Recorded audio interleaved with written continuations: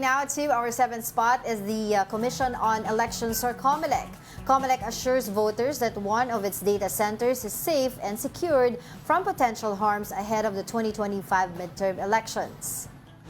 The Vitro Data Center in Makati will house the servers that will be used in the upcoming polls. Aside from strict security features, the Vitro Data Center is also designed to withstand possible natural disasters like earthquake and flood.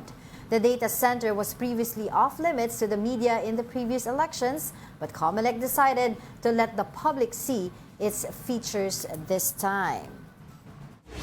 Naka-cage din yung server ng COMELEC dito. Ngayon, nag-request tayo, i-request namin na may CCTV rin. Doon mismo sa cage. Naka-focus sa cage mismo. Kaya napaka-importante ang high security measure sa mga ganito. In fact, dati, hindi pinapakita talaga ng COMELEC. Alam niyo naman yung concern. Baka kung ano ang gawin, ano ang mangyari. Okay. Yun, so kasi this coming elections now, we're using a new system. Tapos pagpasok po ng ballot mo sa server, automatic kasi yung resulta nagkukumpulan na at the end of the tapos isang bato na lang sa server. Totoo yan. So ang servers na pupuntahan niya are the servers that are accredited by COMELEC, 'di ba? You have yung sa atin. Tatlo yan eh. Tatlo, Oo, and then tatlong two server other yung mag-house networks. ng Oo.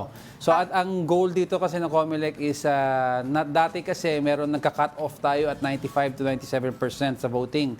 Ngayon, we will all have the same results real time from COMELEC to the media and the transparency servers. We'll all have the same results. Dati kasi iba-ibang server galing sa ibang presinto, galing sa ibang baluarte. So iba-iba ang dating ng votes. Oo. Tapos speaking of transparency, sinasabi nga din ng COMELEC, i-open nila to sa media, and of course dun sa, most especially dun sa mga election watchdogs like NAMFREL, PPCRV, Lente, at saka iba pang mga IT expert groups na pwede silang sumama dun sa mga inspection para makita at ma-explain sa kanila yung mga katanungan nila, yung mga duda nila dito sa paggawa ng COMELEC sa mangyayaring elections. Yeah, sabi ni Attorney George, the actual server, the hardware, yung pinaka-mainframe niya, naka-online siya sa CCTV. So na makikita ng public yung secured yung server. Kasi may mga agam-agam minsan, baka may pumapasok sa server, may nagli-link up ng mga USB cord or mga system, di ba? And I think sabi rin niya, even the IP addresses na... They change every so often daw. Oo, tsaka IP addresses na yan, papaalam nila din sa lahat for the sake of transparency.